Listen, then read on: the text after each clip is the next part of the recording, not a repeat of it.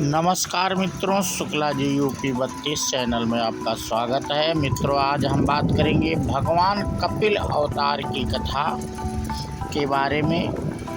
तो आज इस वीडियो के माध्यम से मित्रों आप लोगों से इस पे चर्चा करेंगे कपिल मुनि कौन थे और वो भगवान के अवतार ही थे।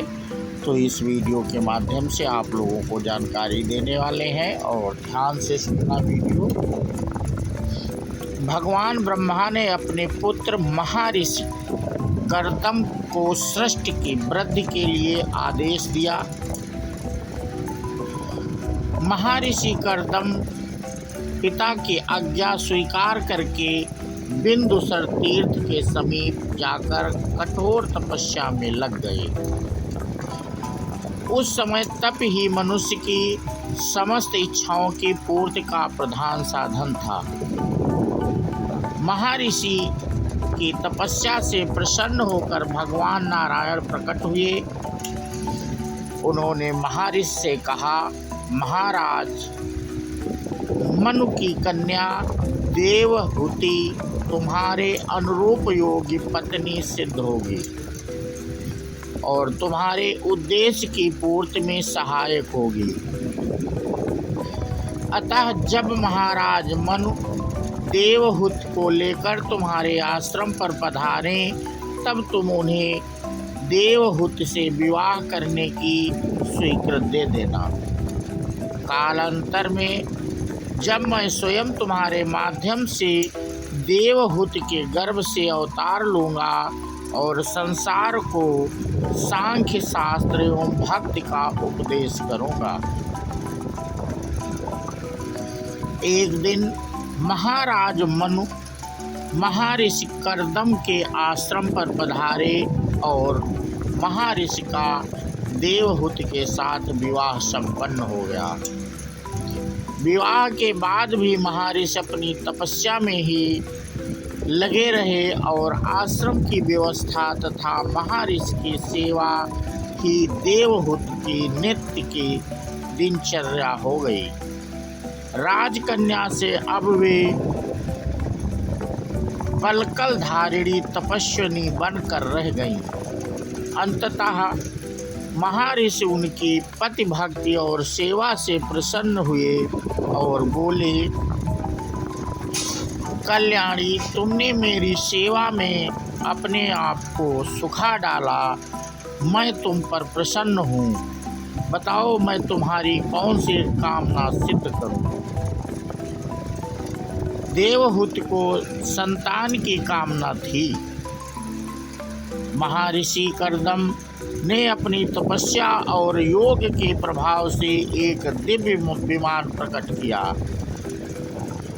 जिसमें सहस्त्रों दास दासियां दिव्य वस्त्राभूषण तथा लोकोत्तर ऐश्वर्य भोग की दुर्लभ सामग्रियां उपलब्ध थी।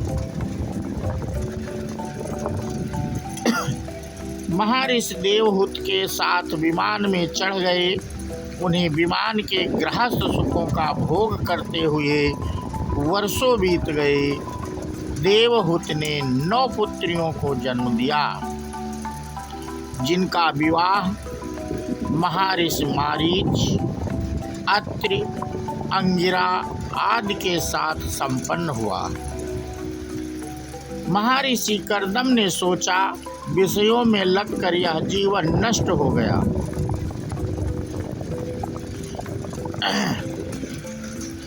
उनमें पूर्ण वैराग्य का उदय हुआ।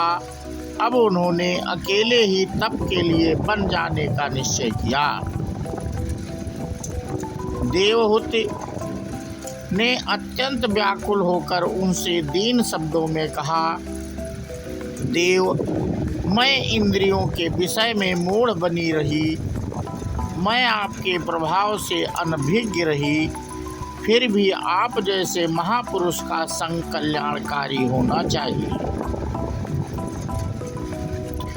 अतः मेरे उद्धार का मार्ग बताने की कृपा करें। महर्षि बोले, भद्रे, व्याकुल मत हो। तुम्हारे गर्भ से परम पुरुष प्रकट होने वाले हैं। वे तुम्हें तत्व ज्ञान का उपदेश देंगे। मैं उनका दर्शन करके ही यहाँ से जाऊंगा। समय पर भगवान कपिल ने देवहूति के गर्भ से अवतार लिया। महर्षि उनका दर्शन करके और आदेश लेकर तप के लिए वन में चले गए। भगवान कपिल ने माता को तत्व ज्ञान का उपदेश देते हुए कहा, यह मन ही मनुष्य के बंधन और मोक्ष का कारण है। विषयों में आसक्त होने पर वह बंधन का हेतु होता है, किंतु परमात्मा में अनुरक्त होने पर वही मोक्ष का कारण बन जाता है। अतः मनुष्यों को चाहिए कि वह सब ओर से मन को खींचकर भगवान के स्वरूप में लगाएं। इस प्रकार माता को भक्ति और सांख्य शास्त्र का उपदेश देकर भगवान कपिल समुद्र तट पर गए और समुद्र ने उनको अपने अंदर स्थान दिया। देवहूति भी उनके उपदेश के अनुरूप भगवान में अपना मन लगाकर मुक्त हो गई। तो मित्रों, आज इस कहानी के माध्यम से भगवान कपिल के अवतार की कथा हम आप लोगों से साझा कर रहे थे, और ये कथा आपको कैसी लगी हमें कमेंट करके बताएं। और जो लोग पहली बार इस चैनल को देख रहे थे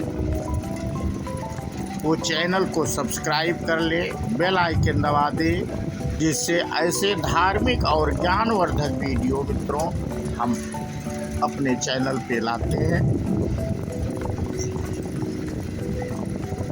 और इसी के साथ हम अपना वीडियो समाप्त करते हैं।